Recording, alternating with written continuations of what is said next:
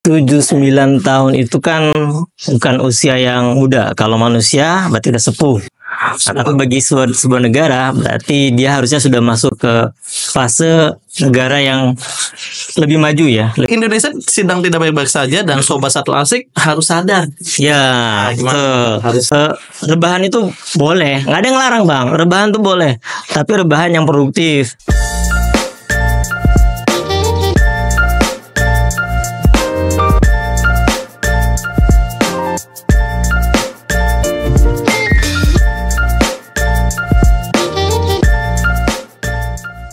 Halo Sobat Satu Asik, Assalamualaikum warahmatullahi wabarakatuh. Alhamdulillah kita kembali lagi di podcast Satu Asik, persembahan spesial dari Satu Asa Peduli Bangsa.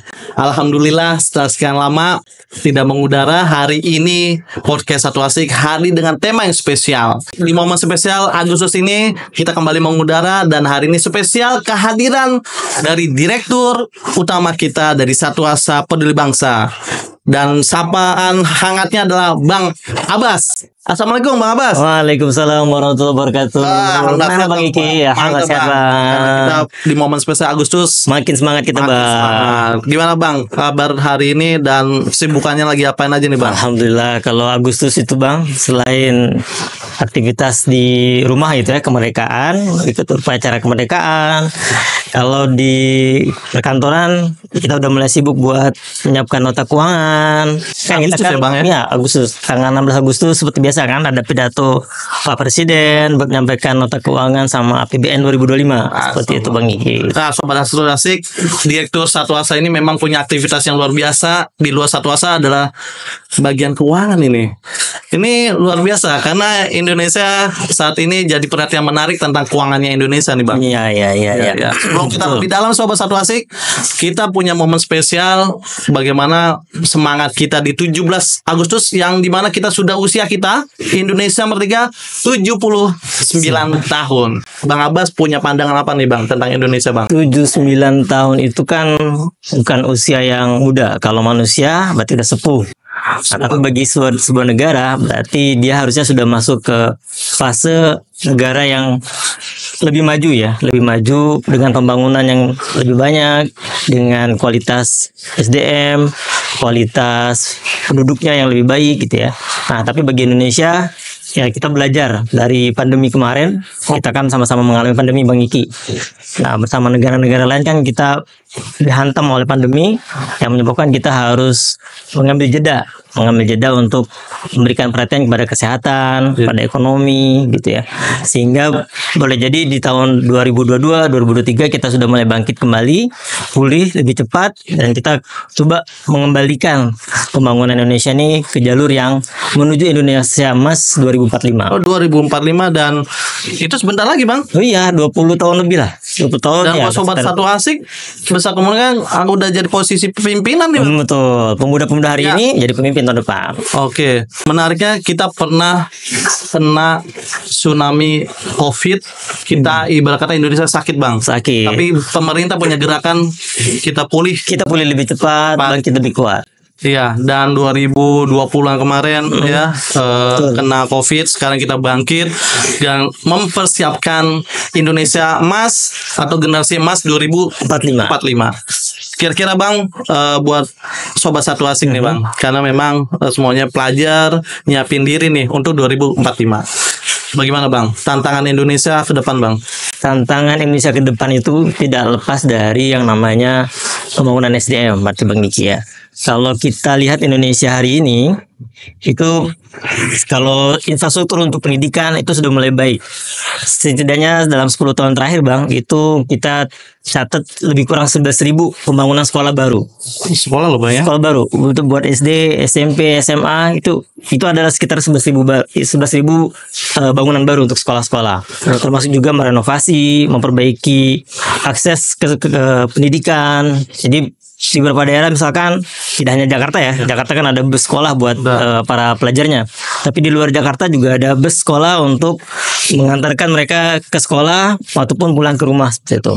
Atau di daerah terpinggirkan, misalkan daerah terpinggir kita juga bangun akses, misalkan mulai dari adanya asrama. Jadi buat teman-teman yang sekolah di jauh, misalkan ya jauh dari satu sekolahan, maka ada sekolah-sekolah yang sifatnya boarding. Oh kan kalau boarding kan bayangan kita sekolahnya elit gitu ya. Tapi bagi pemerintah sekolah-sekolah boarding juga kita siapkan untuk teman-teman yang jauh aksesnya. Jadi mereka sekolah di asrama mungkin sebulan sekali atau berapa bulan sekali akan kembali ke rumah misalkan. Atau dari sisi yang lain pemerintah juga menyiapkan beasiswa. Ya mungkin teman-teman kenal LPDP misalkan. Itu setidaknya dalam 10 tahun terakhir itu sekitar 45 ribuan putra-putri Indonesia yang dikirim untuk belajar lebih tinggi lagi. Itu artinya pemerintah kita semua ini dalam hal pendidikan kita support banget nih. Nah walaupun Bang Iki masih ada satu kendala PR bersama gitu ya. Bagaimana menghubungkan antara pendidikan, kebutuhan pendidikan kita dengan kebutuhan industri, atau bahasa yang kita kenal adalah link and match gitu ya. Bagaimana mereka-mereka yang dididik di sekolah-sekolah itu ataupun di perguruan tinggi itu nyambung nanti dengan kebutuhan industri. Berarti Bang, buat sobat Satu Asik yang kita nempuh pendidikan formal segala macam, jangan sampai endingnya nggak ketemu mau kerja. Nah Bang, betul. Ya walaupun kan sekarang banyak sih ya entrepreneur yang lahir gitu ya. Tidak hanya harus mereka harus ikut di industri A B C D gitu ya, tapi juga mereka meng-create pekerjaan baru seperti itu. Ya kayak bagi sekarang nih misalkan influencer gitu ya, mengendorse gitu dan sebagainya seperti itu Bang. Ya, ini menarik sobat Satu Asik karena kebutuhan kita tentang pendidikan luar biasa, kebutuhan primer. Ingat gue sendiri ya Bang ya, di saat 2009 2008 itu masa-masanya Indonesia itu harus bisa membuat kebijakan anggaran itu 20% loh untuk pendidikan. Betul, amanat undang-undang. Malu pada saya itu lagi masa-masa kuliah Bang. Oh ya siap. Sedikit demo-demo agar ini penting nih. Ternyata alhamdulillah 20% pendidikan goal untuk pendidikan. Sampai hari ini dijaga terus mandatory itu 20%. Nah siap. Oke, sebelum lanjut sobat Satu Asik, jangan lupa follow ya untuk medsosnya Satu Asik Peduli Bangsa, untuk di Spotify-nya podcast Satu Asik ya, YouTube-nya Satu Asik Peduli Bangsa, dan juga jangan lupa follow seluruh konten-konten yang ada di IG Satu Asik Peduli Bangsa. Masuk boleh jadi kali teman-teman sobat Satu Asik ini follow nih akunnya Bang Iki gitu ya.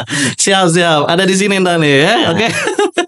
Oke Bang, kita baru potret satu hal pandangan tentang pendidikan Indonesia sejak 79 tahunan inilah Indonesia merdeka. Dan sobat Satu Asik, tadi kita ada hal yang menarik nih buat sobat Satu Asik karena terkait dengan Indonesia Emas 2045. 21 tahun sekitar itu satu lagi Bang. Nah kita menuju ke sana pasti nggak mungkin bahasanya ujuk-ujuk benar. Atau Indonesia Emas aja. Iya. Atau jangan-jangan sekarang lagi ada ini sobat Satu Asik omongan bukan Indonesia Emas, omongannya itu Bang, Indonesia lemas atau Indonesia cemas, Indonesia males. Nauzubillah. Negatif semua tuh tanya ya. Nah, Satu Asik pasti di saat kondisi sekarang circle-nya teman-temannya ada yang tawuran. Oh iya. Ada yang seks bebas. Di rumah saya tuh Bang, banyak banget tuh Bang. Stop tawuran. Lagi gitu. Teman-teman sobat Satu Asik kalau di jalanan banyak tuh spanduk TNI Polri ya. Stop tawuran. Stop mungkin narkoba. Atau yang paling sekarang happening nih. Apa tuh? Judi online Bang. Oh iya betul. Atau pinjol. Tapi kalau di jembatan penyeberangan tuh ada banyak Bang. Tangkap. Iya. Dan kita kalau ngelihat perputaran uang di dunia yang gelap Bang ya, judol ini itu hari ini udah tembus 400-an triliun. Perputaran uangnya ya. Tahun ini pertumbuhannya 2022 58 triliun. Oh, penambahannya. 2023 343 triliun. Kuartal satunya 2024 ya. 400 Bang, 600 Bang dalam satu tribulan. Itu judul loh. Nah, sobat Satu Asik ini hati-hati Bang.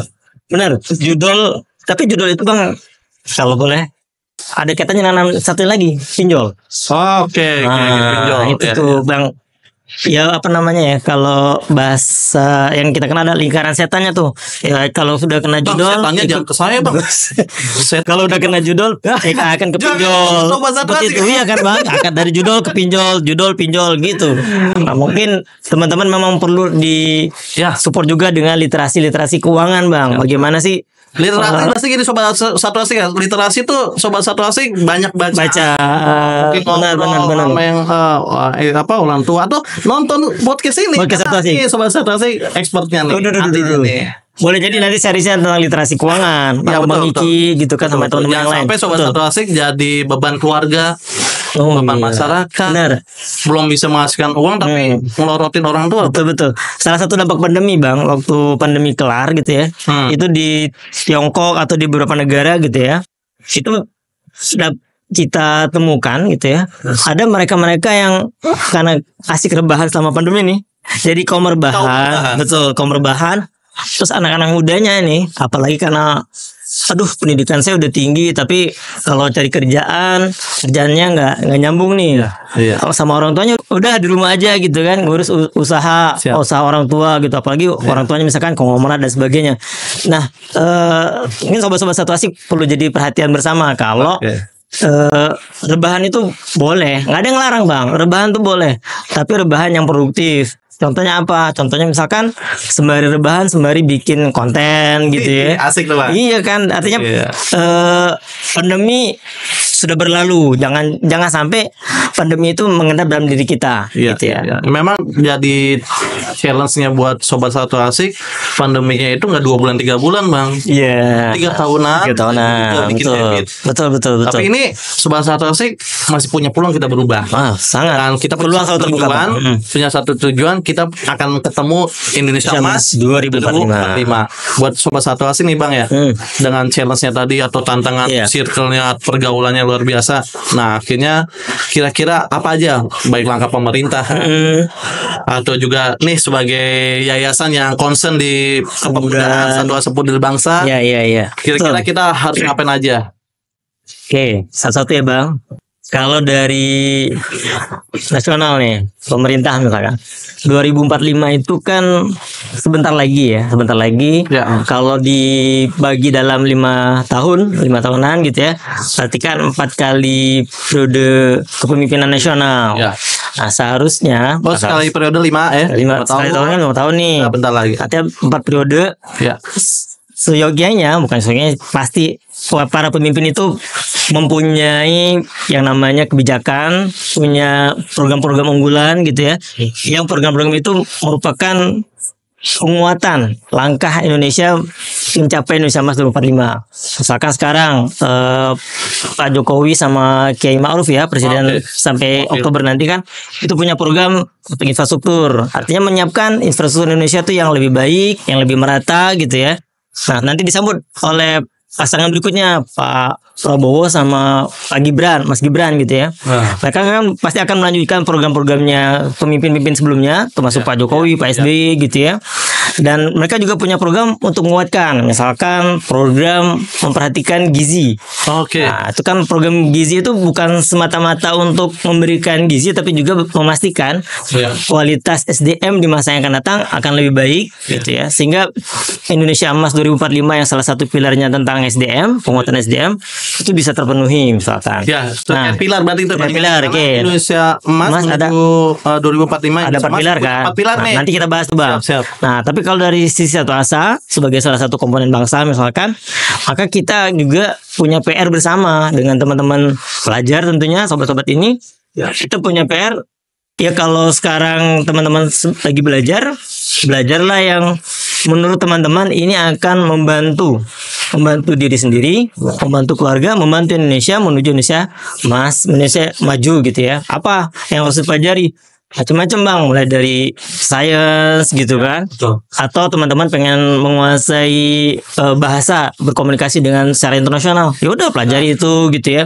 Atau teman-teman passionnya di bisnis, ya udah teman-teman temukan peluang-peluang itu. Banyak loh bisnis-bisnis yang berasal dari passion teman-teman, atau bisnis yang berasal dari aktivitas sosial. Teman-teman tahu kan, misalkan aktivitas membersihkan sungai, Ada tuh. ini ya kan, aktivitasnya ada ya. boleh Tahu jadi ya. kalau kita lihat itu aktivitas sosial. Oh enggak semata-mata sosial, itu juga jadi Lebih. bisnis loh seperti itu. Iya, Itu iya. bang. Apalagi remaja dengan energinya yang meledak-ledak ya, Pak, ya. Betul. Jangan sampai ke negatif. Betul. Contohnya memang kita alhamdulillah di momen yang luar biasa Indonesia merdeka 79 tahun ini, kita ada 2 putra terbaik bangsa ya bang ya. Ya, yang Ya, kemarin yang kemarin dapat dapat emas, emas. panjat tebingnya maupun angkat besinya nih. Ya, betul. Ya, selamat ya buat pemenang ya, dan ini luar biasa menjadi energi baru buat remaja. remaja gitu. Ya, Inspirasi ya. betul betul. Mendapatkan medali emas gitu ya. Siap. Nah, Bang, apa yang disampaikan tadi tentunya buat sobat satu asik perlu kita kira-kira yang lebih. Buat saya yang masih belajar nih. Kayaknya perubahan udah jadi tantangan. Oke, Handphone betul. di tangan Betul. gitu ya. Sekolah negeri ya gitu-gitu misalnya gitu ya. Kondisinya dengan kurikulum sekarang kurmet ya, apa kurikulum merdeka. Kurikulum gitu ya. merdeka. Tapi kira-kira nih Bang ya, dengan menuju 2045 Indonesia apa? Emas. Mas. Yang lawan katanya ngeri juga tadi Indonesia emas. Indonesia cemas juga gitu ya. Cemas. Hmm. Indonesia apa ya yang akhirnya bikin pesimistis Bang. Oh ya. Oke. Kira-kira gimana Bang? Sebenarnya sobat satu asik, Bang Iki, gitu ya. Membacanya menjadi Indonesia cemas, Indonesia lemas, itu nggak apa-apa bagi saya gitu ya. Bagi saya itu nggak apa-apa, itu nggak apa-apa, itu nggak apa-apa bagi saya. Artinya teman-teman mempunyai kewaspadaan. Oh iya ya, kalau nggak gini kita jadi cemas, kalau nggak gini kita jadi lemas dan seterusnya. Atau teman-teman sudah bisa, yang terbaik itu kita sadar. Kita sadar mengenai kita hari ini, kondisi kita. Kan yang nggak bagus itu adalah kita tidak sadar kalau kita tidak baik-baik saja gitu ya. Dan tidak sadar ternyata Indonesia sedang tidak baik-baik Nah, saja. seperti itu. Saya dapat data di ASEAN, negara terkaya Indonesia kalah sama ya Malaysia. Brunei Darussalam. Betul. Nomor 1 itu Singapura, nomor 2 itu Brunei Darussalam. Yang kecil itu, yang kecil itu Yang itu kecil bang. itu ya. Dan Indonesia peringkat di 5 kalau nggak salah. Oke, nah, Jadi Indonesia sedang tidak baik-baik saja, dan sobat satu asik harus sadar. ya, betul. Harus Kesadaran tadi kan sudah melahirkan Indonesia cemas dan sebagainya. Itu satu poin yang menurut saya baik bang. Dapat. Kesadaran. Nah, poin yang kedua adalah kalau sudah sadar ngapain? Ya udah, coba kita kerahkan seluruh potensi kita. Bagi sobat satu asik, punya potensi apa? Kerahkan itu semua gitu ya. Kemampuan belajarnya kah, kemampuan berbaginya, kemampuan menolong, kemampuan apa saja yang baik itu dikembangkan dan ditularkan kepada teman-temannya. Nah, kalau Bang Iki tadi membandingkan kita dengan Singapura, dengan Brunei, dengan Malaysia, tetangga kita banget gitu kan, nggak apa-apa Bang. Nah, justru dengan membandingkan itu kita melihat apa sih yang membuat mereka lebih baik, apa sih yang membuat mereka lebih berhasil dari kita misalkan. Kalau Singapura misalkan, Singapura itu kan satu negara hub seluruh perdagangan internasional, misalkan seluruh aktivitas sektor jasa keuangan. Nanti Bang Iki coba coba terjemahkan lah ya, misalkan cari apa sih yang lebih sederhana. Saya juga lagi mikir tuh, Singapura itu kan hub seluruh jasa keuangan, jasa perdagangan, itu sangat baik di Singapura. Nah, pelayanan yang servisnya bagus. wilayahnya mungkin satu kota Madia Jakarta Timur. Betul, kota-kota Jakarta Timur. Brunei Darussalam itu Bang, ketika saya sempat bertemu tuh dengan salah satu menteri atau pejabat di Kementerian Brunei gitu ya. Ya mereka ya sama sih seperti kita, sama-sama orang Asia gitu ya, sobat. Sama kayak kita, orang Indonesia juga, Muslim juga gitu ya, malah taat banget gitu ya. Ya mereka apresiasi sebenarnya Indonesia itu, menurut mereka Indonesia itu dalam pengelolaan ekonominya sudah jauh lebih baik, tapi kenapa sih tidak tidak terjadi pemerataan misalkan bahasanya, atau bahasa kita ketimpangan.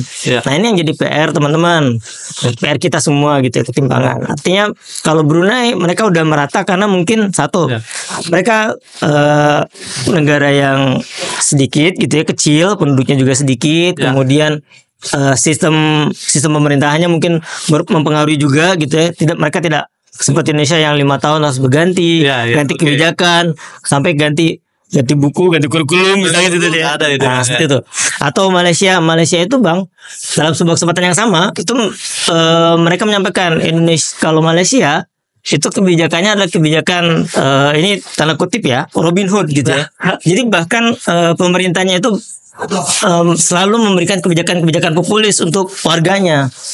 Ya misalkan memberikan subsidi terhadap harga BBM yang sangat lebar, misalkan memberikan bansos. Nah, walaupun mungkin kalau di kacamata Indonesia, wah ini bom waktu sih, tanda kutip gitu ya, bom waktu kalau sampai kita terbiasa dengan harga-harga murah, ternyata itu dibalik itu ada beban ke APBN kita misalkan. Nah, tapi teman-teman Oke, nggak apa-apa kalau teman-teman mulai mengkritisi itu ya. Tapi itu bagus juga kok. Karena di tempat saya kerja tuh Bang, itu biasa kita mengadakan lomba, misalkan lomba debat APBN, lomba debat APBD. Nah itu nggak apa-apa. Artinya daya kritis teman-teman mulai juga dilatih berpikir strategis gitu ya. Itu untuk membangun Indonesia. Kita membangun Indonesia itu bersama-sama. Karena Indonesia itu luas banget. Membangun Indonesia itu bukan membangun 1-2 orang, tapi membangun banyak orang. Membangun Indonesia itu bukan hanya membangun satu dimensi, tapi juga membangun multidimensi, banyak dimensi, banyak sukunya, banyak adat budayanya, dan banyak aspirasi sebenarnya Bang yang harus kita akomodasi, yang kita harus kasih jalan, kasih ruang untuk juga berkembang seperti itu. Artinya para pemimpin nasional ini atau teman-teman Satu Asik ini juga memikirkan itu ya. Bahwasanya Indonesia itu dibangun bukan membangun satu rumah, bukan, tapi banyak rumah, banyak orangnya, multidimensi, dibangun sosialnya juga, ekonomi juga, perpolitikannya juga dibangun. Nah, dan itu bukan ujuk-ujuk gitu ya. Tiba-tiba bilang ujuk-ujuk gitu ya. Kita ini kan sedang melakukan lari yang lari maraton bahasanya. Jarak jauh nih jarinya. Artinya kita harus mengatur nafas kita, melihat rute kita, jangan sampai keluar dari jalur gitu. Walaupun saya bukan runner sih, tapi paling enggak kan kita ini larinya maraton loh, butuh nafas panjang, bukan lari apa namanya Bang, sprint ya, lari cepat susah gitu. Bukan, kita harus mengatur nafas kita, memperhatikan kanan kiri dan seterusnya, seperti itu Bang. Ya, dan yang menarik akhirnya yang sama-sama kita yakini Sobat Satu Asik ya, kalau kondisi kita hari ini mungkin tidak sedang baik-baik aja, kita harus membangun optimisme. Betul. Dan ini berasa sekali kalau tadi Bang Abbas sempat nyinggung namanya lingkaran setan. Lengkapannya lingkaran setan kemiskinan. Betul. Ya. Dan salah satu ikhtiar pemerintah atau kita semuanya, bahkan Satu Asik bangsa, untuk memutus salah satu mata rantai lingkaran kemiskinan tersebut adalah pendidikan. Betul. Satu Asik itu, kita punya Satu Asik itu kan salah satu programnya adalah beasiswa. Yatim berkarakter ya. Nah, BYB Bang, benar. Ya itu program Satu Asa ya, program Satu Asa. Itu satu apa namanya? Satu langkah kecil, satu kontribusi batu yang kecil banget Bang dari Satu Asa untuk Indonesia. Bukan lagi untuk Jakarta nih, untuk Indonesia gitu ya. Artinya teman-teman sekalian, siapapun bisa berkontribusi Bang untuk program beasiswa misalkan. Siapapun bisa berkontribusi untuk, ya mungkin tidak memberikan materi dalam artian donasi gitu ya. Tapi teman-teman bisa berbagi. Saya punya skill ini nih Bang, boleh nggak? Boleh nggak berbagi? Jadi amal jariah. Betul, seperti itu Bang. Saya ingat dalam satu kesempatan saya diminta nih ya, untuk sharing tentang bagaimana sih nyusun proposal untuk pelajar-pelajar, hal yang kecil Bang, nyusun proposal yang menarik gitu. Oke, saya aja susun proposal gitu ya, tapi ternyata teman-teman ketika ditanya, teman-teman bisa nggak sih mengoperasikan laptop, apa namanya Office, Microsoft Office gitu? Standar itu. Itu gimana Pak? Oke, kalau begitu kita kembali ke fairnya. Oke, kalau gitu kita kembali ke yang lain dulu ya. Kita belajar lagi gitu, bagaimana menggunakan laptop, komputer gitu, memilih membuka file baru dan seterusnya. Seperti itu Bang. Artinya teman-teman sekalian, kalau bicara program Satu Asa misalkan, Ya. teman-teman bisa berkontribusi tidak hanya dengan donasi tapi juga dengan sharing skill teman-teman yang dimiliki. Nih Sobat Satu Asik menarik nih. Karena dengan langkah kecil. Ini kata kunci nih kayaknya, langkah kecil. Betul Bang. Buat Sobat Satu Asik yang merasa gue nggak bisa ngapa-ngapain lah buat negeri ini ya. Oh, Tapi nggak bagus itu. Iya, sebenarnya betul, banyak betul. yang dilakukan langkah kecil dan yang dilakukan Satu Asa Peduli Bangsa dengan Iya. program beasiswa yatim berkarakter itu nyambung banget Sobat Satu Asik, satu dari 4 pilar Indonesia Nah, Emas. kita ngomongin per pilar ya Bang berarti ya. 45 tadi. Betul. Ya. Kan pilar Indonesia Emas itu ada 4 tadi ya, mulai dari pembangunan SDM dan ITEK. Berarti terkait ya bagaimana negara itu kuat karena SDM-nya, SDM-nya betul. dan ITEK. Betul, ITEK, Bisa ilmu ini, Bang. pengetahuan. Yang kedua tentang Bagaimana Kita- ini ekonominya, Bang? ekonominya harus berkelanjutan. Pembangunan. Berkelanjutan itu teman-teman, saya singkat aja nih Bang. Berkelanjutan itu adalah bagaimana ekonomi yang dibangun, yang Iya. kita kembangkan ini Siap. itu berkelanjutan dalam artian salah satunya adalah tidak sampai merusak lingkungan. Karena ke arah situ, Bang. Iya, jadi gini, kalau teman-teman lihat ya, jangan sampai ada pembangunan industri, ada pembangunan satu kawasan ekonomi gitu ya. Itu jangan sampai merusak lingkungan. Lingkungan dalam artian membuat hutan atau mungkin membuang limbahnya kemana namanya, ke perairan, ke sungai gitu ya. Kalaupun ada demikian, itu harus diperhatikan. Artinya apa? Artinya mereka industri ini harus menyiapkan yang namanya misalkan apa namanya, cost recovery. Mereka harus menyiapkan dana, biaya untuk perbaikan, biaya untuk penyemaian tanaman lagi seperti itu ya. Ya. Atau yang ketiga, pilar yang ketiga adalah Ininya pembangunannya merata, Bang. pembangunan harus merata. Nah, Ya. selain berkelanjutan harus merata. Merata dalam artian tadi di awal kita sempat bilang Indonesia itu luas. Ada beberapa region, ada beberapa wilayah, ada beberapa kepulauan. Pulau besar aja ada Pulau Sumatera, ada Pulau Jawa, Kalimantan, Sulawesi, Maluku, Papua, Berarti Bali, yang gede-gede, Nusa, atau atau gede-gede tuh. Ada pulau-pulau Ada pulau yang kecil. Wah. Pembangunan itu harus merata. Pembangunan yang merata itu bagaimana? Pembangunan yang sesuai dengan karakter dari masing-masing wilayah. Karakter itu kata kuncinya, Bang. Kata kuncinya pembangunan yang sesuai dengan karakter wilayah. Ya. Kita tidak bisa memaksakan satu tipe, satu model pembangunan di wilayah yang bagus misalkan wilayah yang sama gitu ya, ke wilayah yang lain gitu ya. Misalkan Sumatera itu kan salah satu potensi misalkan perkebunan. Kalau Sumatera bener, Bang. Sumatera perkebunan nih. Perkebunan. Kalau teman-teman lihat ada kebun sawit, karet, tebu, Iya. kemudian singkong di Lampung misalnya, Satu Asik yang jagung. Sumatera nih. Ya, itu tempat yang Sumatera. Atau di Kalimantan kan pertambangan, termasuk Ya, pertambangan sawit. Ya di Sumatera juga ada pertambangan ya. Nah, misalkan seperti itu. Artinya itu tidak bisa dipaksakan untuk wilayah-wilayah yang kayak di Papua. Papua apa sih yang menjadi potensinya? Ya, betul. Papua itu teman-teman tidak hanya terbatas pada pertambangan, tapi juga bagaimana pariwisatanya bagus banget, Bang. Ya, benar, menarik, Bang. Wow. Betul. Pariwisatanya bagus banget dan itu juga bisa dikembangkan. Sulawesi, apa yang bisa dikembangkan? Ya. Sulawesi itu misalkan sumber daya kelautannya banyak banget, Bang. Oh, siap. Indonesia kan dikenal 70%-nya adalah kelautan, perairan ya. Betul, Bang. Perairan. Nah, salah satu yang besar itu ada di Sulawesi. Bagaimana misalkan di satu kota Bitung misalkan. Bitung itu ada pelabuhan internasional yang harusnya Waduh. semua semua ikan, perikanan, produk perikanan itu Ya. harusnya support di Bitung misalkan, nanti bisa dikirim ke internasional, Wah. dikirim ke Jepang, dikirim ke Filipina, yang terdekat Filipina misalkan, dikirim ke Eropa dan seterusnya gitu. Artinya pemerataan pembangunan itu bukan sekedar membangun yang sama, tapi membangun Sesuai. yang sesuai dengan karakter dari masing-masing wilayah. Sepakat banget, Sobat Satu Asik. Ini pengetahuan kita bersama. Indonesia itu tidak sekedar yang kota metropolitannya nih, Satu Asik. Iya. Makanya challenge-nya pemerintah dan kita bersama bangun Indonesia yang merata. Karena ada satu istilah nih Sobat Satu Asik, namanya 3T. Apa tuh? Daerah 3T, terdepan, tertinggal, terluar. Betul. Ini Sobat Satu Asik, mungkin bukan sekarang masih sekolah, tapi esok ketika kuliah kalau sudah kerja, bisa kesempatan bahwasanya kita punya saudara loh yang ada di Iya. daerah 3T. 3T, terdepan, Ya, terluar. tertinggal. Dan itu jangan dibayangin di teman-teman ya, Sobat Satu Asik, handphonenya gampang, internetnya gampang. Betul. Kan saya pernah tugas di Papua, itu ke daerah yang wilayah Muslim yang tertua sebelum Perang Dunia Kedua.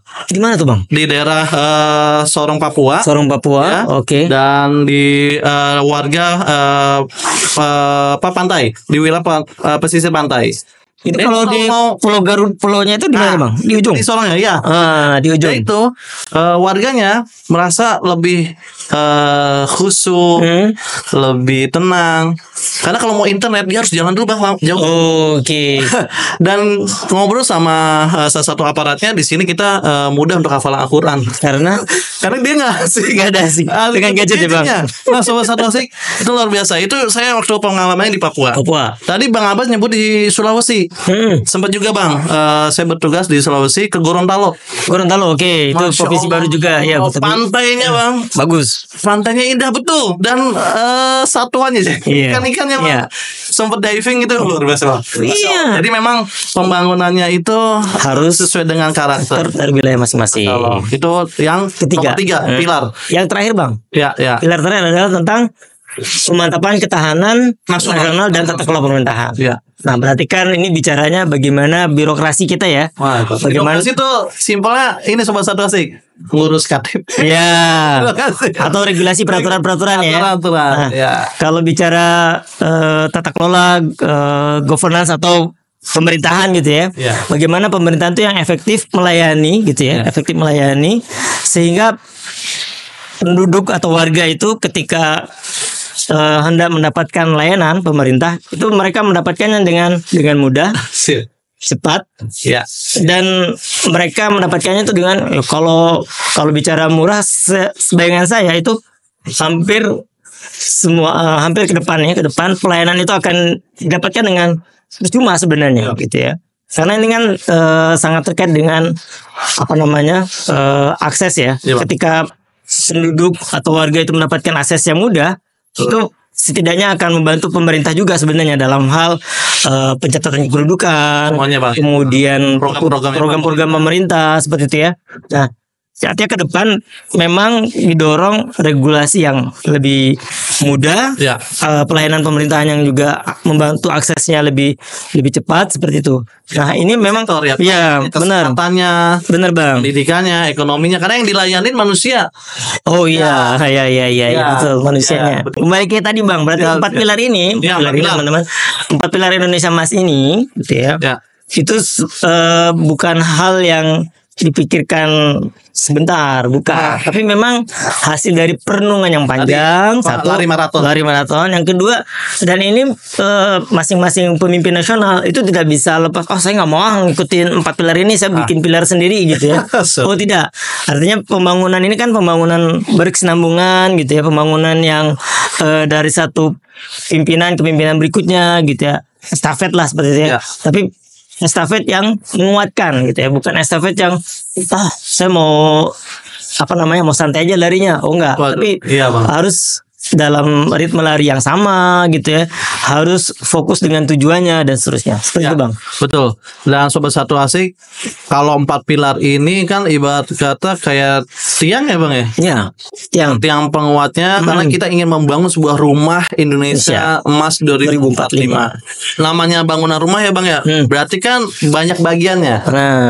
Nih Sobat Satu Asik, betul, berarti Bang. Ada peluang-peluang kontribusi sahabat Satu Asik semua yang masih SMA ini, yang masih pelajar, untuk bisa mewujudkan Indonesia 45. Benar Bang ya? Betul. Abang sebagai juga aktivis di Yayasan Satwa Seperti Bangsa, sebagai juga orang tua, anak. Nah kira-kira gimana Bang?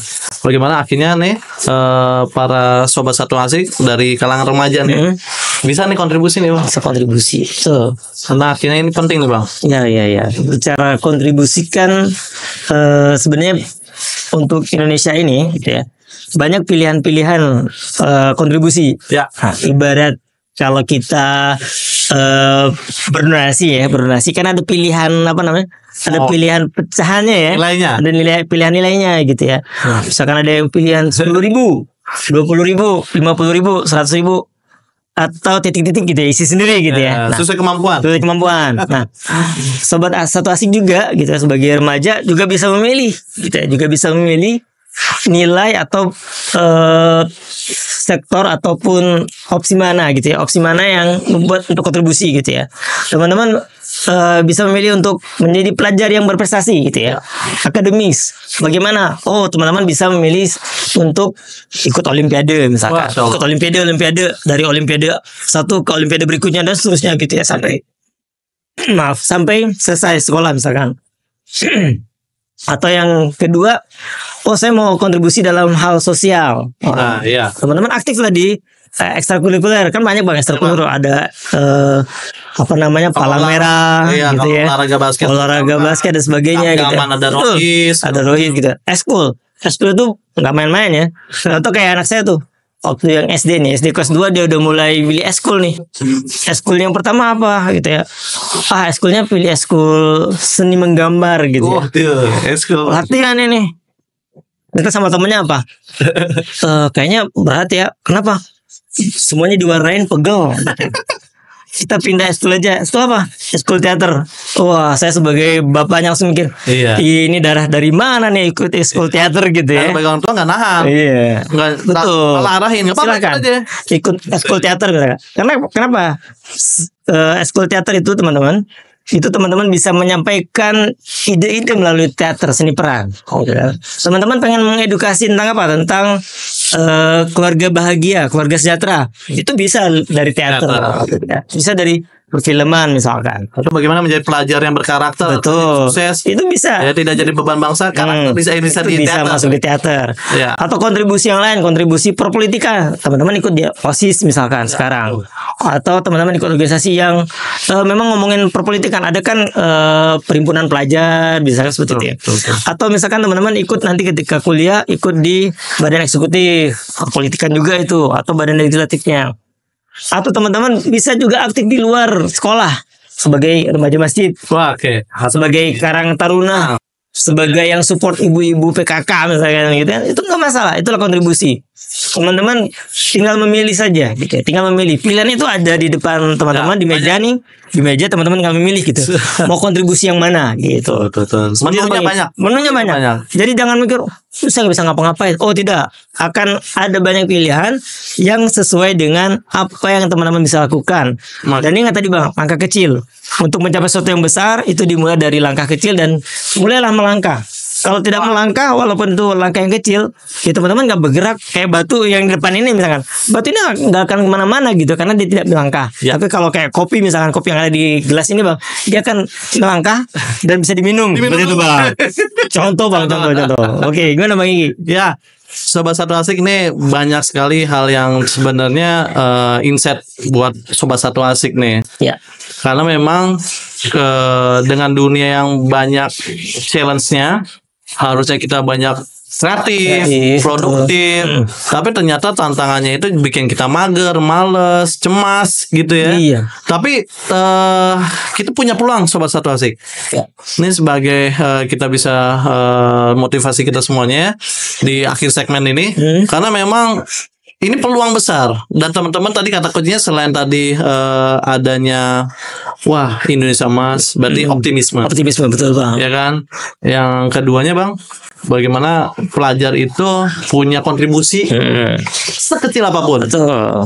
Dan yang ketiganya adalah langkah kecil. Lakukan yang kecil, tapi kita tahu langkah kecil ini ke arah kebaikan. Iya. Nah teman-teman juga berarti juga harus melihat dulu nih, mau langkah kecilnya kemana. Jangan sampai langkah kecil totalnya sesat atau salah pergaulan. Iya betul Bang. Gitu. Dan oke Bang, ini luar biasa Sobat Satu Asik. Di akhir segmen ini menjadi hal yang luar biasa. Kita sama-sama semangat untuk kita berjumpa ya di 2045. Bahwasanya Indonesia itu bertumbuh, Indonesia itu benar-benar emas. Betul Bang. Indonesia bangkit ya dari berbagai mungkin ya kekurangan sana sini ya, dan di momen yang terbaik ini 17 Agustus 2024 ini Bang, terakhir apa pesan untuk kemerdekaan kita ini Bang? Oke. Pesan di kemerdekaan ini ya. 2024 di perusahaan tahun, topik yang diambil oleh secara nasional adalah Nusantara Baru. Oke. Indonesia Maju. Sobat Satu Asik, jadi tema dari pemerintah dari pemerintah adalah Nusantara Baru, Indonesia Maju.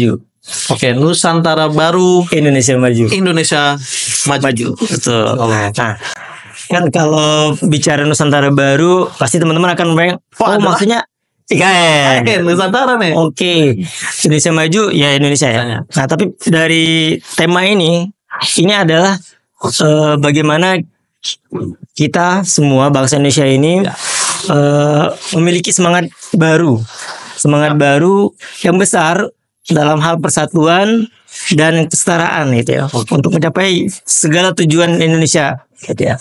Kita harus terus menjaga persatuan kita, Bang. Apapun latar belakang kita, gitu ya, apapun latar belakang kita harus tetap bersatu. Karena kita ketahui ya, suatu hal yang bersatu itu akan menjadi kuat, gitu ya. Suatu hal yang bersatu itu akan jadi kuat. Yang bercerai-berai itu akan sangat mudah dikalahkan. Contohnya misalkan domba yang keluar dari rombongannya akan sangat mudah disergap serigala. Sapu lidi yang hanya satu batang misalkan itu tidak akan bisa membersihkan. Tapi kalau sapu lidi yang satu ikatan bersama itu akan dapat menjalankan fungsinya sapu lidi. Ya, sebagai sapu lidi untuk membersihkan. Nah, berbicara kesetaraan tadi, setara itu dalam artian setara untuk berkontribusi. Peluangnya sama. Tidak ada dibeda-bedakan. Semuanya bisa dapat terus berkontribusi.